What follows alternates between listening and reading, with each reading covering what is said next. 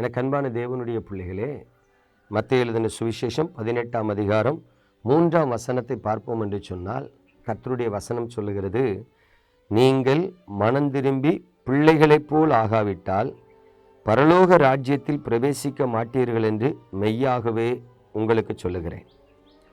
எனக்கு அன்பான தேவனுடைய பிள்ளைகளே, மனம் திரும்புங்கள் என்கிற ஒரு செய்தியை நாம் கேள்விப்பட்டிருக்கிறோம்.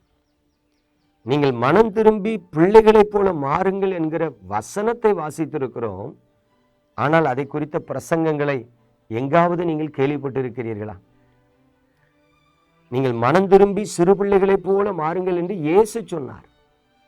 ஆனால் நீங்கள் ஊழியத்திலேயோ நீங்கள் போகிற ஆலயத்திலேயோ இப்படிப்பட்ட வார்த்தையின் பிரசங்கங்களை ரொம்ப அரிதாக கேட்டிருக்கலாம், இல்லைன்னா கேள்விப்படாமலே இருந்திருக்கலாம்.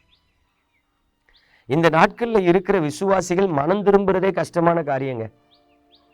கடந்த லெந்து காலங்களில் பார்த்தீங்கன்னா, நான் திங்கக்கிழமை தோறும் குலசேரப்பட்டணும் அப்படின்னு சொல்லி ஒரு கிராமத்தில் போய் கர்த்தருடைய வார்த்தையை கொடுத்துட்டு வரேன். அப்போ அந்த சபை மக்கள்கிட்ட ஒரு காரியத்தை பார்க்குறேன். தாய்மார்கள் வராங்க, ஒரு 3 அல்லது 4 ஆண்கள் மட்டும்தான் வராங்க. மொத்தத்தில் ஒரு 20 பேர் 25 பேர் வராங்க. எல்லா தாய்மார்களின் கணவர்களும் வருகிறது இல்லை. சரி, அதை விட்டுருங்க, கணவன்மார்கள் மேக்சிமம் வரமாட்டாங்க.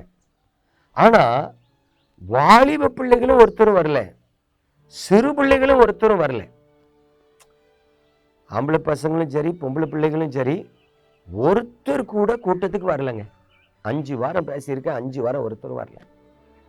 நான் ஒரு 3ஆவது வாரத்தில் அவங்ககிட்ட சொல்கிறேன், உங்கள் பிள்ளைகளை கொஞ்சம் கூட்டிகிட்டு வாங்க, ஜெப கூட்டங்களுக்கு கூட்டிகிட்டு வாங்க அப்படின்னு சொல்கிறேன். ஆனாலும் ஒருத்தரும் கூட்டிகிட்டு வரல. இப்போ யோசித்து பாருங்க, வேதவசனம் சொல்லுது, சகல பிரயாசத்துக்கும் பலன் உண்டு.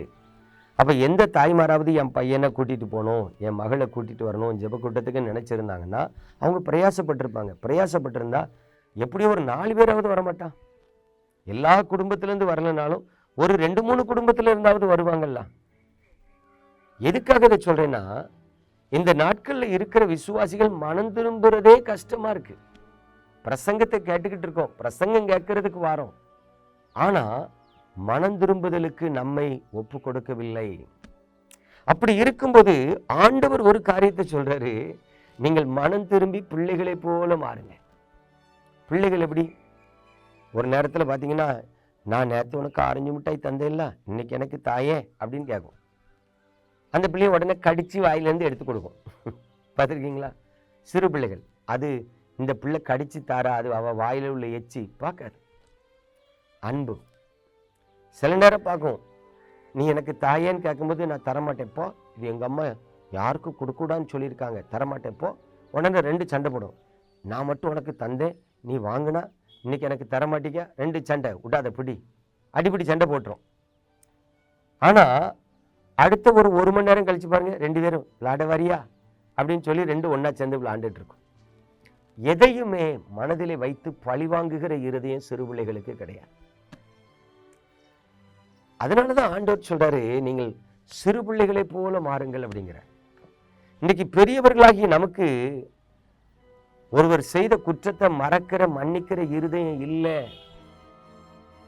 இன்னைக்கு ஆவிக்குரிய வாழ்க்கையில் அதுதான் பெரிய ஆபத்து. ஆண்டவர் வேதத்தில் எழுதி வச்சிருக்கிறார், நீங்கள் உனக்கு விரோதமாக ஒருத்தன் செய்த பாவத்தை குற்றத்தை மனப்பூர்வமாக மன்னிக்கலைன்னா நீ செய்த பாவத்தை குற்றத்தை கர்த்தர் உனக்கு மன்னிக்க மாட்டார். எவ்வளவு ஆபத்தான நிலையில் நம்ம இருக்கோம், யோசித்து பாருங்க, ஹவு டேஞ்சர். அப்படி இருக்கும் பொழுது தேவனுடைய பிள்ளைகளே, இன்றைக்கு கர்த்தர் உங்களுக்கும் எனக்கும் சொல்லுகிற ஒரு ஆலோசனை, நீ மனம் திரும்பி இருக்கலாம், நீ செய்த பாவத்தை விட்டு மனம் திரும்பி இருக்கலாம், நீ தேவனுடைய கண்களில் இரக்கம் கிடைக்கணுங்கிறதுக்காக பைபிள் வாசித்து ஜெபிக்கலாம், நீ ஒரு சில பாவங்களுக்கு உன்னை விற்று போடாம உன்னை பாவத்துக்கு விலக்கி காத்து கொள்ளலாம், நல்லது. அதனால மட்டும் நான் உனக்கு பரலோகத்தை தந்துட மாட்டேன். உங்க அண்ணன் உனக்கு விரோதமா செய்த பாவத்தை மன்னிச்சிட்டியா? உன் அக்கா உனக்கு விரோதமா செய்த பாவத்தை மன்னிச்சிட்டியா? உன் பக்கத்து வீட்டுக்காரன் உன்ட்ட சண்டை போட்டு ஒரு நேரத்தில் மண்ணாளி போட்டானே, அவன்கிட்ட இன்னைக்கு ஒரு நல்ல நட்பா அன்பா பேசி பழகுறியா? அப்போ கவனிங்க, கர்த்தருங்க ஒரு காரியத்தை நம்மிடத்துல எதிர்பார்க்கிறார். என்ன அப்படின்னா, நீங்கள் மனம் திரும்பி சிறு பிள்ளைகளை போல மாறணும். சிறு பிள்ளைகளை போல மாறினாதான் கசப்பு, வைராக்கியம், கோபம், பழிவாங்குதல் போன்ற சில துர்க்குணங்கள் நம்மளை விட்டு விலகும். இல்லைன்னா விலகாது, கண்டிப்பாக விலகாது. ஒருத்தர் பேசினதே நினச்சிக்கிட்டே இருப்போம். அவனை பார்க்கும்போதெல்லாம் இந்த பையன் அன்னைக்கு நம்மளை அப்படி பேசிட்டான் நினச்சிக்கிட்டே இருப்போம். இந்த பையன் வீட்டில் வந்து ஒரு 500 ரூபா களவாண்டுட்டு போயிட்டான். அவனை பார்க்கும்போதெல்லாம் நினச்சிக்கிட்டு இருப்போம். நமக்கு விரோதமாக குற்றம் செய்தவர்களெல்லாம் பார்க்கும்போதெல்லாம் திருட்டு பயிலாவே பார்ப்போம். ஒரு மனுஷன் ஒரு காலத்தில் தப்பு பண்ணியிருப்பான், இப்போ மனம் திரும்பி வந்திருப்பான், அவன் மனம் திரும்பினதை பார்க்க மாட்டோம். அன்னைக்கு இந்த பையன் அப்படி பேசினவன் தானே மனசில் வச்சுக்கிட்டே இருப்போம். பொல்லாத இருதயங்க. ஒரு மனிதன் என்னைக்கோ செய்த பாவத்தை இன்னைக்கு வரைக்கும் நினச்சிக்கிட்டே இருக்கிறது ஒரு பொல்லாத இருதயம். அப்படிப்பட்ட இருதயம் உங்களுக்குள்ள இருக்கான்னு பாருங்க. சிலர் மனம் திரும்பி ரட்சிக்கப்பட்டு ஊழியத்துக்கே வந்திருப்பான், ஆனா அவனை கூட மக்கள் ஏற்றுக்கொள்ள மாட்டாங்க. ஏன் தெரியுமா? இவனை தெரியாதா, 10 வருஷத்துக்கு முன்னாடி இந்த பையன் கோட்டையேறி விழுந்தவன் தானே அப்படின்னு சொல்லி 10 வருஷத்துக்கு முன்னாடி அவன் செஞ்ச பாவத்தை நினைச்சு அவன் பிரசங்கத்தை கேட்க மாட்டாங்க, அவன் கூட்டத்துக்கு போக மாட்டாங்க. இப்போ யோசித்து பாருங்க, ஆபத்து யாருக்குன்னா அவனுக்கு இல்லை, யார் மறக்காம மன்னிக்காம இருக்காங்களோ அவங்களுக்கு தான். அதனாலதான் ஆண்டவர் உங்களுக்கு எனக்கு ஒரு ஆலோசனை சொல்றாரு, நீங்கள் மனம் திரும்பி சிறு பிள்ளைகளை போல மாறுங்க, இல்லைன்னா உனக்கு பரலோகம் கிடையாது. நிறைய பேர் சொல்லுவாங்க, நான் ஒரு தப்பு செய்ய மாட்டேன்பா. நீ ஒரு தப்பு செய்ய வேண்டாம். நட்பா அன்பா எல்லாரையும் ஏற்றுக்கொள்ளலைனாலும் அது பாவம் தான். நீங்க சிறு பிள்ளைகளை போல மாறலன்னா அது பாவம் தான். எனக்கு அன்பான தேவனுடைய பிள்ளைகளே, தயவு செய்து தேவ சமூகத்துக்கு வரும்போது உங்களை கொஞ்சம் ஆராய்ந்து பாருங்க.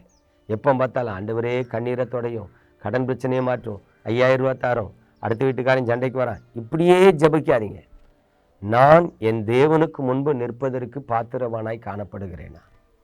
நம்மை நாமே நிதானித்து ஆராய்ந்து பார்க்க வேண்டிய கட்டாயத்தில் இருக்கும். அப்பொழுது உங்களுக்கு கிருபை உண்டாகும், நீங்கள் பிழைப்பீர்கள். நம்ம ஜெபிப்போமா? எங்கள் அன்பின் பரலோக தகப்பனே, பரிசுத்தமான இந்த நல்ல காலை வேளைக்காக உமக்கு ஸ்தோத்திரம். உமது கிருபையுள்ள கரத்தில் உமது பிள்ளைகளை தருகிறேன். கர்த்தர் உமது பிள்ளைகளை கண்ணோக்கி பார்த்து உடைய பிள்ளைகள் சரியான ஒரு மனந்திரும்புதலுக்குள் கடந்து வர கர்த்தர் கிருபை செய்யும்படி ஜெபிக்கிறேன். ஆமாண்டவரே, நாங்கள் எல்லோரும் மனம் திரும்பி சிறு பிள்ளைகளை போல மாற எங்களுக்கு உதவி செய்யும். இயேசு கிறிஸ்துவின் பரிசுத்த நாமத்தில் ஜெபிக்கிறேன் நல்ல பிதாவே, ஆமென்.